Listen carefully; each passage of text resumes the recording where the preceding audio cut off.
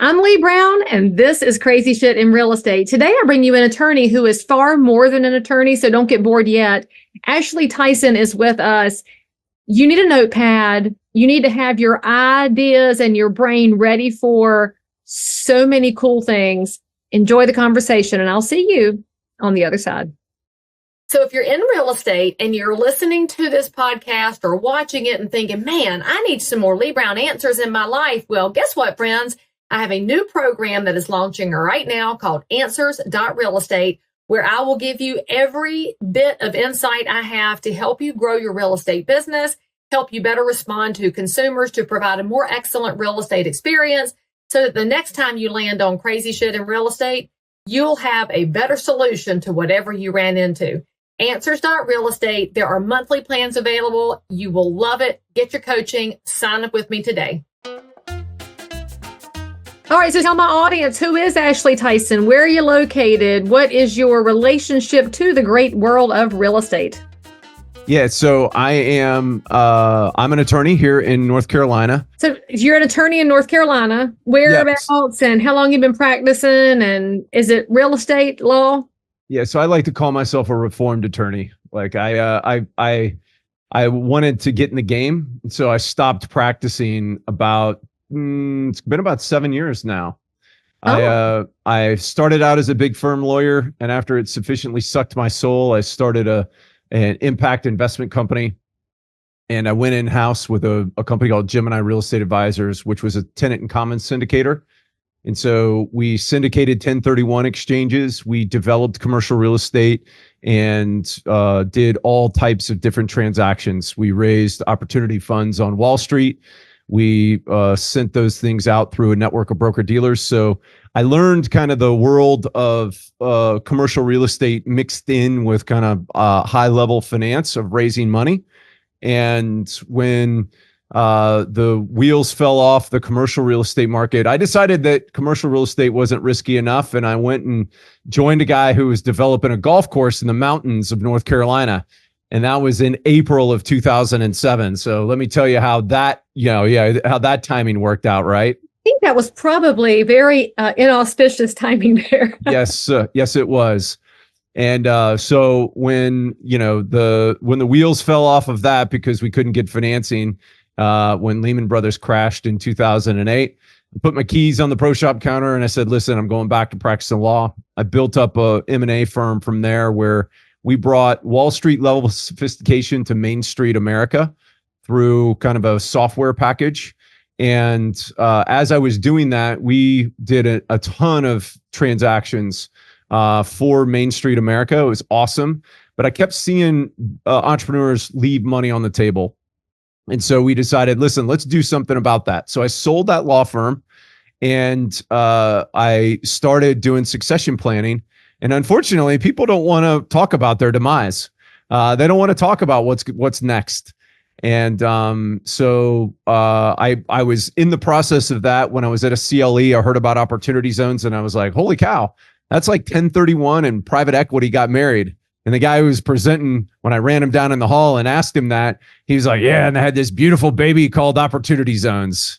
And so I called my old team from Gemini and I said, "Hey, listen, let's pop up a website and let's just kind of toy with this because this could be like literally perfect for what our experience is in doing." And we popped up a website and we had 150 inbound leads and $75 million worth of money looking for deals. And I was like, okay, we're on to something. And as we kind of went through the evolution of learning about opportunity zones and putting together our own fund, there were all these people that wanted us to help them put together their funds. And so I was like, listen, let's take that software program that we built for M&A activity and let's bring Wall Street level sophistication to Main Street America in the form of what I think is the best economic tax incentive that was ever legislatively created. And so we did so, and we formed OZ Pros. Originally to become the legal Zoom for opportunity zones, but has since morphed into a full service advisory firm where we not only set up people's captive opportunity funds, we help people set ones up that they want to raise money, and then we help them comply with the law after that. So you're smarter and less cheesy than LegalZoom, though, because you say that, and my immediate gut reaction is to start laughing because it's terrible. It's so bad. It's so bad. We're seeing more of that crop up in real estate as our industry goes through some changes right now. We're going to see more of those services. So just, caveat emptor, people, caveat emptor. Let me give you a quick piece of information about opportunity zones. Those of y'all that are in residential real estate may have never dealt with it. This was created by Senator Tim Scott. And yes, Tim's a friend of mine, so that's not why I love the program. Tim brought this to President Trump as a way to bring capital investment to neglected areas as designated by the census. And so the zones were really the areas that money had not come into. And we all know that if you want to have an area come back and get revitalized, you have to have jobs, you have to have retail, and then the housing will come in. You need fresh cash. It's got to come in. And so the opportunity zones will go to specific areas. And then the money, when it stays put, can wind up being a wonderful tax benefit. It's not a flip and get in and get out, get rich quick scheme.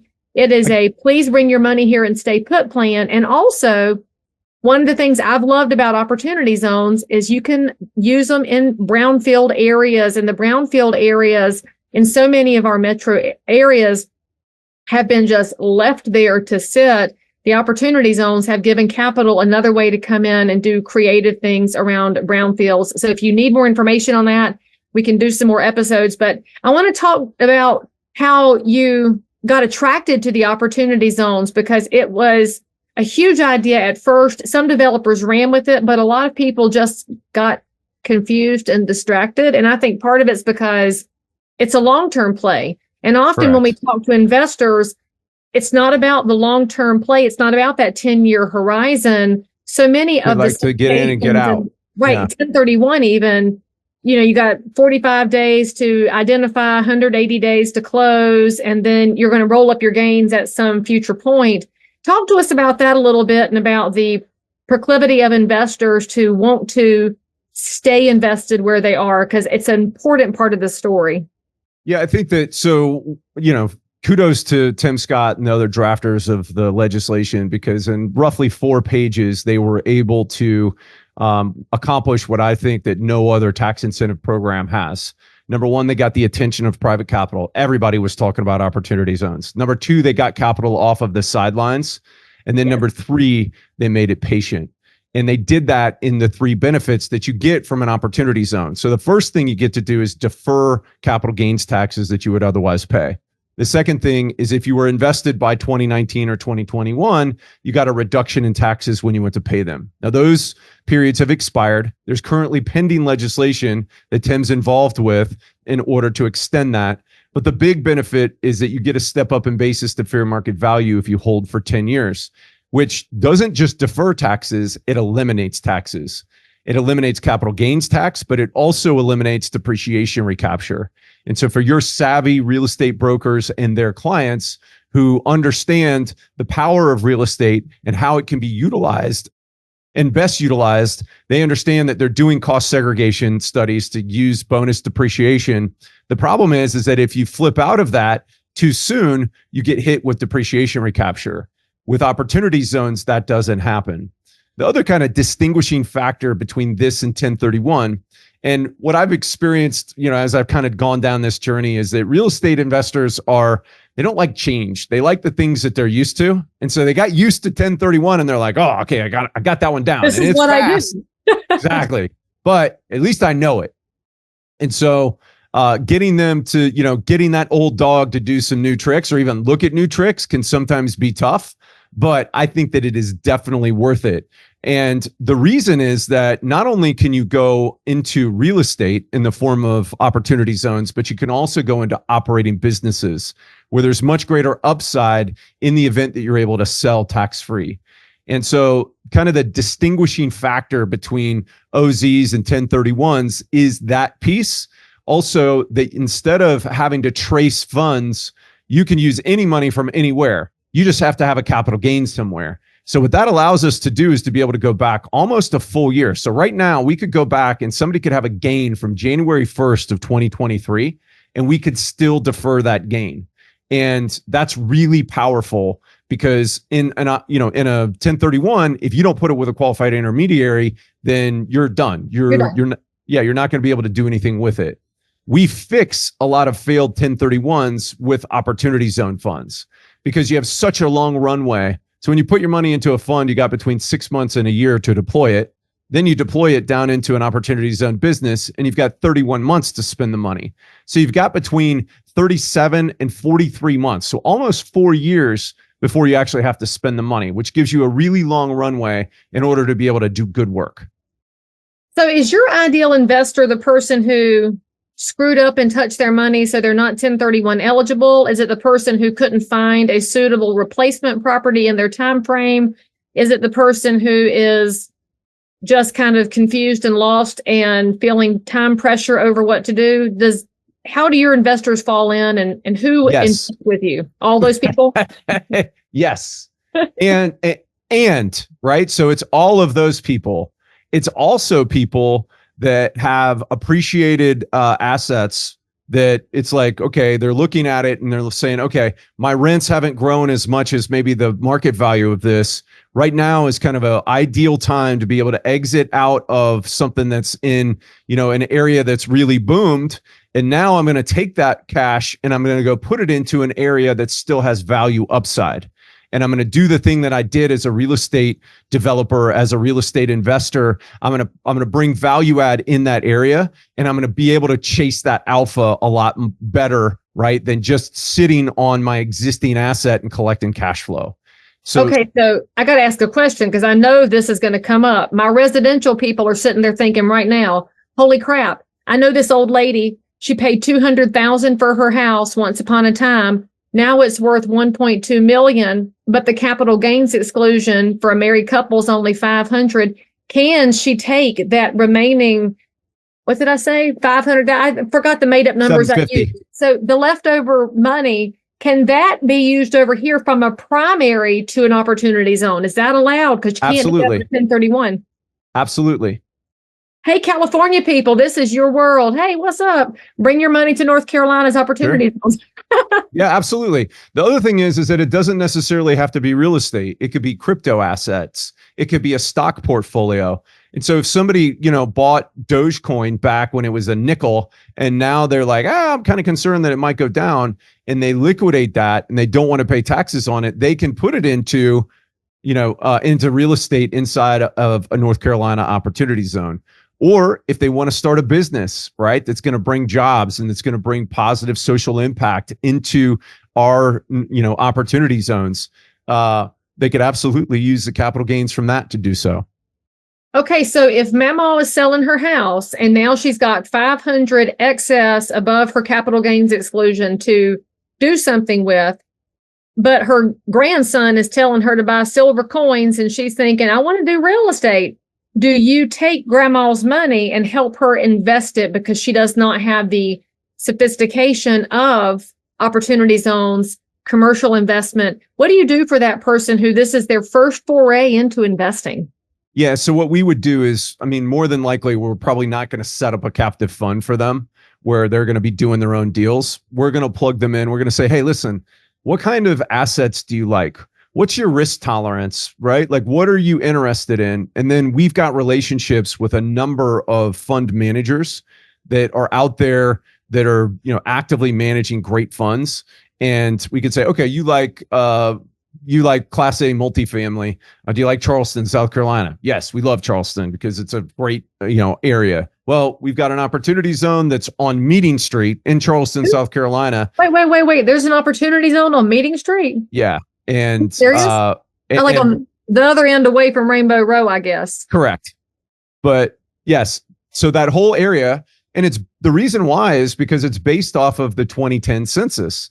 And back then, 2010, at a certain point, if you went past a certain point on Meeting Street, you were calling in close air support, and so, accordingly, they have come in and they've done an excellent job of really revitalizing those areas.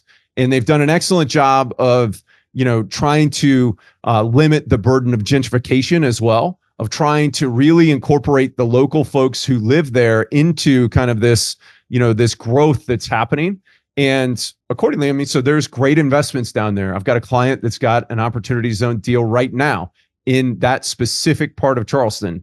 And there's stories like that across the United States, whether it's storage, whether it's oil and gas, whether it's, and there's all types of different real estate, industries and investment types that you can invest in as a private investor just into a professionally managed fund. It's such an exciting space to think about because the markets have all experienced this wild run up since the start of the COVID era.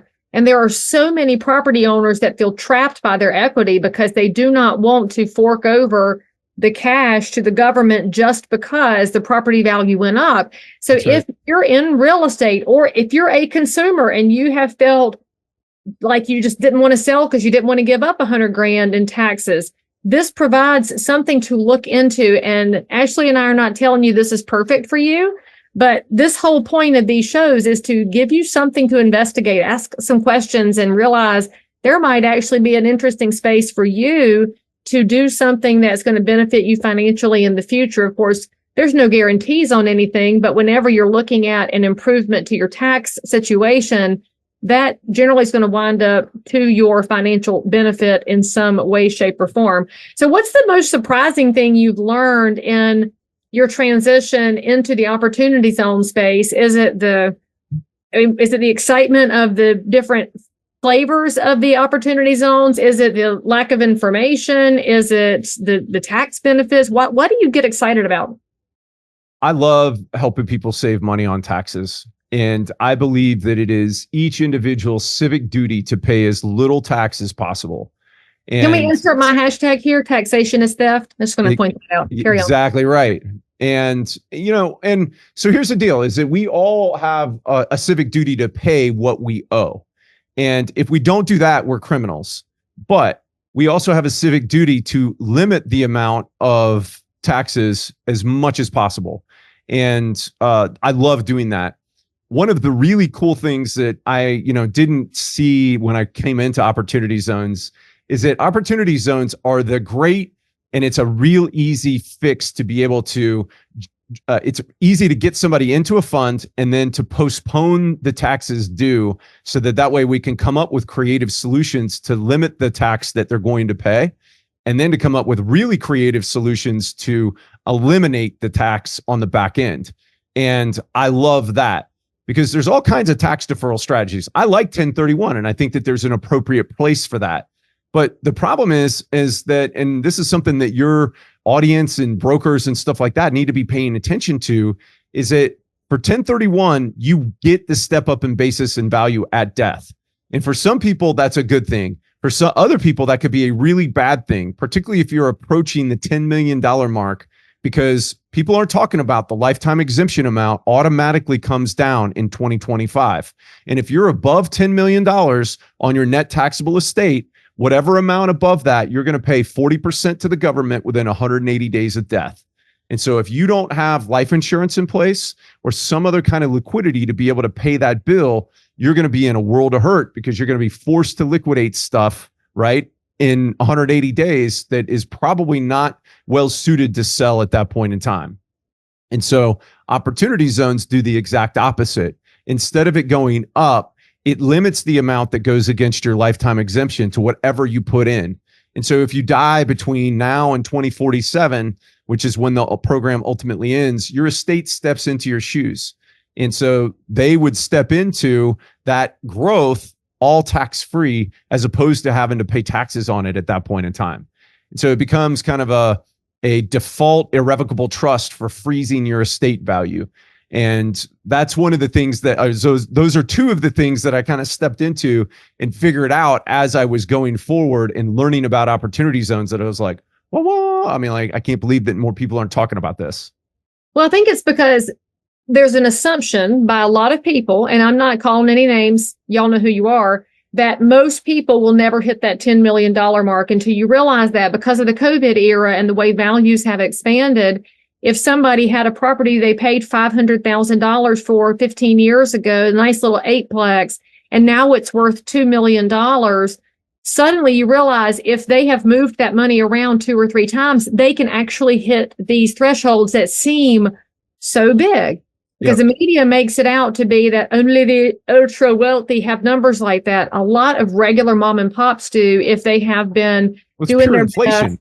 Inflation. It's a result. Yeah. And I have to point this out. I try not to get too political on my show, except that I can't help it. But the spending that has gone on that has caused these wildly inflationary situations that we're all dealing with a bill that is going to come due, y'all know it's going to be on the backs of the taxpayers. Your elected officials in DC are not going to take it on the chin like you are. So you better be aware that your voting habits are going to need to be examined right now. And if you're voting on emotion of personality or of other issues, you need to set that aside and look at the tax realities of what's going to happen in 2025. It's all about policies. And just on a situational basis of how will you be able to afford retirement, you need to see what's going to happen if we don't get like Javier Milei in Argentina and just slash the bureaucracy, because that IRS has over 68,000 pages of tax code. The 1031 is a provision in there. Opportunity zones is a provision in there. There's nothing illegal. And understand me on that. There's nothing wrong or illegal with reducing your tax burden. Nope. Those pages exist so that the people that are wealthy and intelligent enough to find the way through the plan can reduce their taxes. And what we're asking you to do is talk to professionals, reduce your tax burden, because why give money to an irresponsible government if you don't have to?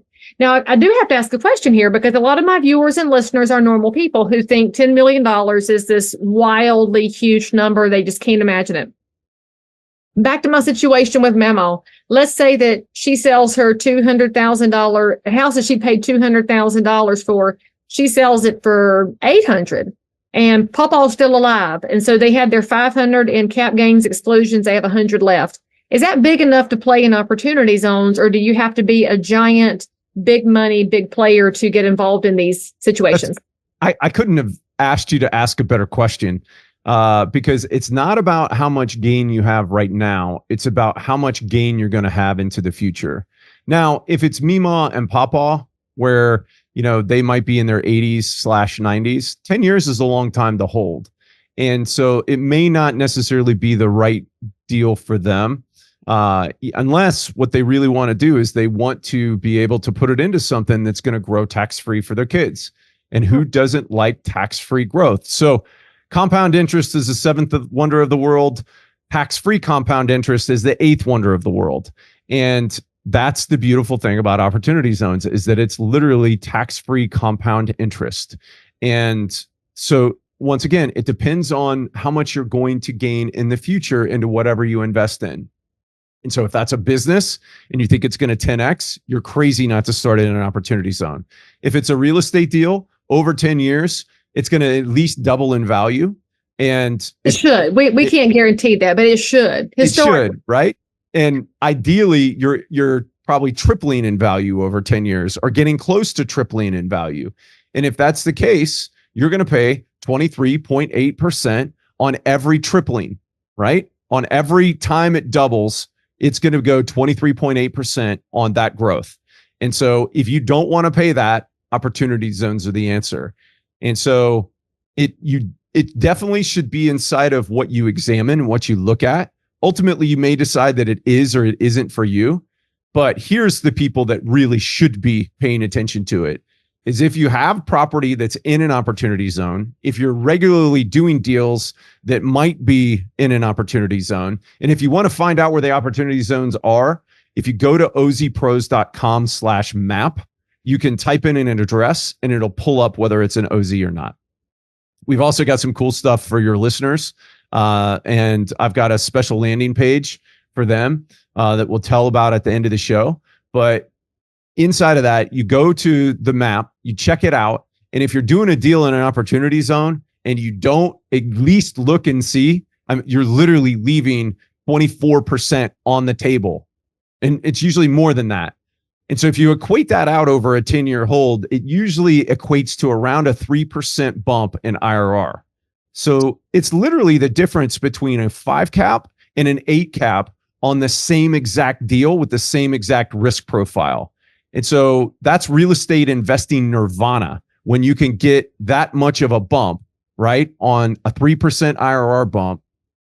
Anyhow, so I obviously I'm a huge fan. I've been doing them for 6 years, and this is all I do. But I've seen the value of what it's accomplished for folks.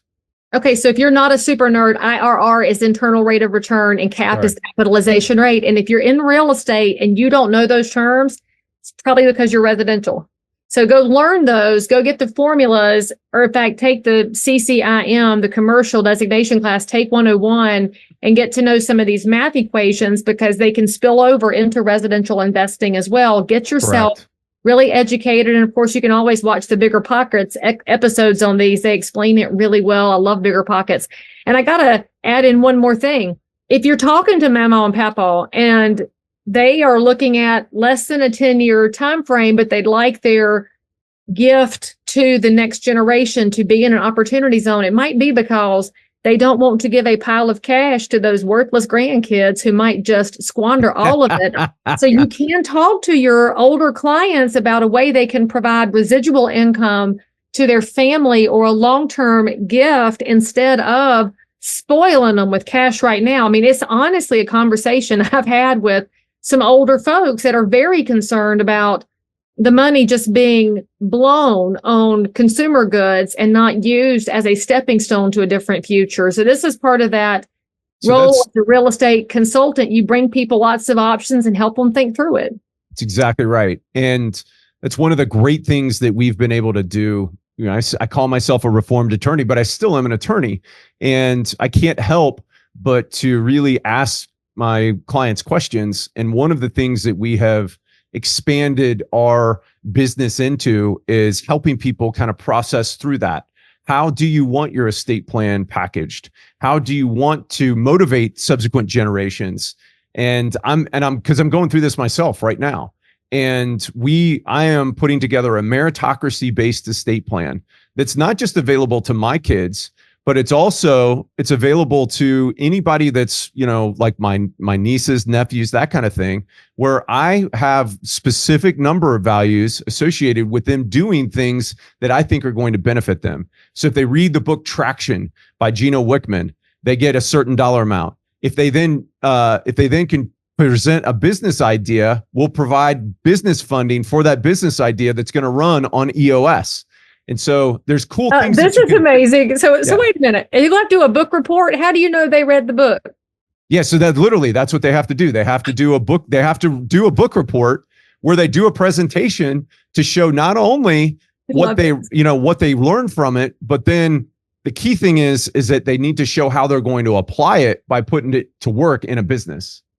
I freaking love this. And I think every parent, anybody putting together a will, should copy this. This is amazing. So give me something that's in your meritocracy list, because I did not expect this, to be honest. Ashley, this is my favorite thing right now.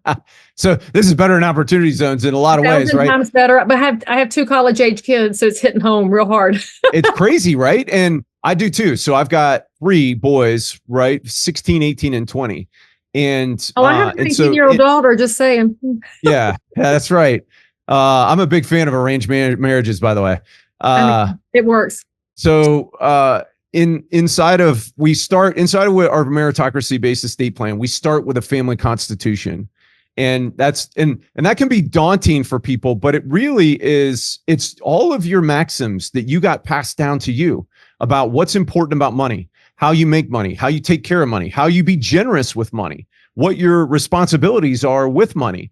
And those are the things you embed into your family constitution. And that becomes the playbook for your trustees to be able to administer your estate in order to make sure that they're implementing it with that in mind. And so it's been a cool process going through this myself. And we're going to take the same thing that we did with M&A, and now we've done with opportunity zones, and we're applying it to estate planning too. But I don't have that rolled out, so I'm not on podcasts everywhere talking about it. Yeah, I guess we kind of snuck it out, right? This is the book you're going to have to write. I'm going to need a copy of that concept. I need this in my life. So I really hope you'll roll this out and put the teaser on your OZ Pro's website so that everybody can request their copy in the future so they can know what to do with these dollars that they're going to create through the opportunity zones. If anybody wants like my kind of cliff notes or whatever, and this is like pure behind the scenes stuff, right? Like our family constitution type deal, or like some of the meritocracy based estate planning that we're doing, if they'll email me at ashley@ozpros.com, we'll send that out to them.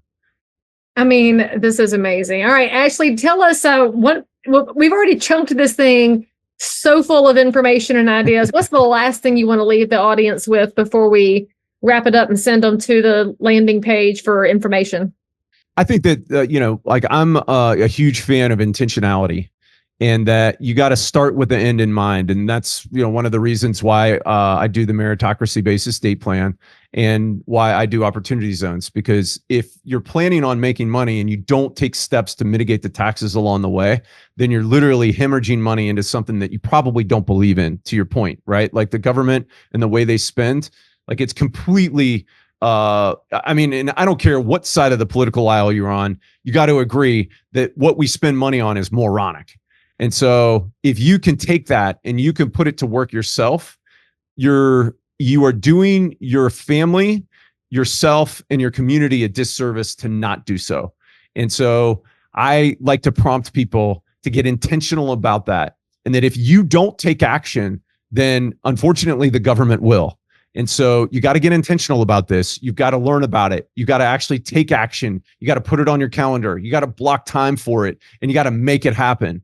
And if you don't, then ultimately that's on you. And I like to prompt people and like to encourage people, just go do something. Even listening to this podcast is doing something. Now take the next step. And we're here to assist with that in whatever way we can, whether that's opportunity zones, whether that's other tax mitigation strategies. So we help high W-2 income earners as well mitigate taxes. And then if it's meritocracy-based estate plan, if you don't have a will and a trust and you're anywhere, I mean, if you got $5 to your name and you don't have a will, you got a problem. And so you need to fix that and fix it today. Another thing that, I don't know if you do this, but if you've got an 18-year-old child and they're getting ready to go to college, you need to make sure that you have a healthcare power of attorney that they've signed before they go to college. I just had to do that with both my boys. And that's something that's just like, these are adulting things that have to be done, and that they all the time, they get pushed to the bottom of our list. Move it to the top, make it happen. Well, I gotta tag onto that, because if you weren't aware, there's a whole sector of paperwork called Mama Bear paperwork, because when your child turns 12 in some states, 16 in others, 18 in others, they are treated as an adult, which means you as the parent cannot intervene on their behalf. You cannot ask questions. You cannot get information, even if your child is being given medications. So before they go off to college and get put into that indoctrination factory, where they get sent to student health, when I was in college, it was all about amoxicillin. I'm pretty sure they give out a whole bunch of different stuff now. If you want access, you need to tell your kids that's part of our family constitution, is that we look out for one another. And I am a lot older and longer in the tooth than you are. So I want to help you make good decisions. That's right. Get the Mama Bear paperwork, the healthcare power of attorney. And I do have to point out, I don't think you intentionally did it, but it cracked me up when you started off by talking about estate planning as begin with the end in mind. Well, that's just it, right? That could be the title of your book, Begin with the End in Mind, and the actual end, because you're all going to die. That's right.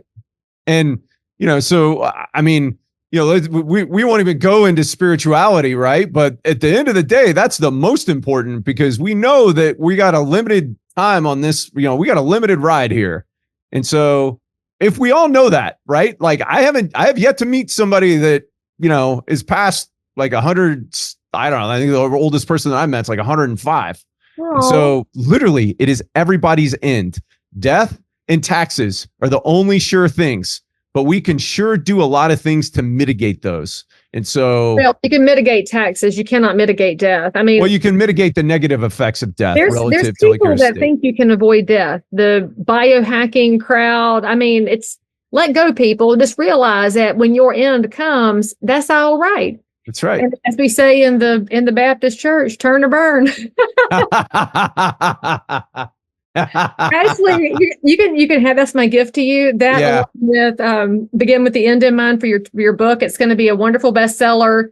And then the subtitle under that will be "Turn or Burn," baby. I think we have a hit on our hands, so we should not let the moss grow on this, because you don't know when your day's going to come. Oh, thank you so much for coming on the show and dropping a million great angles of information for my audience. It's greatly appreciated. Friends, all of the links are going to be in the show notes for this episode. So if you were just sitting there overwhelmed with the fire hose, never fear. Click on the link, go to the show notes, and you can reach out to Ashley directly, find out what OZ Pros can do to help you and your clients. And most importantly, say something nice in the comments, ask a question, and we will be back with more information that can help you, not just in real estate, but in everything that real estate touches, which is life. Ashley, thank you so much for coming on the show. We appreciate you. Thank you, Leigh. It's an honor and a privilege. All right, guys, hit the bell, say something nice in the comments. We'll see you next time. Cheers. By the way, friends, don't miss my brand new coaching program at answers.realestate, where you can have access to Leigh Brown, submit your questions, have them answered, meet like-minded professionals, have an entire library to help you build your business no matter what happens in the market. Get signed up today. I promise you'll be glad you did. So if you found value in this episode, please like and subscribe to this channel, turn on the bell, and catch another amazing episode by clicking above. Crazy Shit in Real Estate is also available on all of your normal podcast apps. So if that's where you like to hang out, go find me, click subscribe, and most importantly, leave me a review that says you think I'm awesome, my guests are awesome, or this content is just exactly what you were looking for. And then, by the way, if there's something you need, you want to learn about something, you can comment below anytime. You can also send me a direct message if you need to remain anonymous. No judgment. But anyway, I'll only judge if you forget to subscribe and click. I'll see you next time.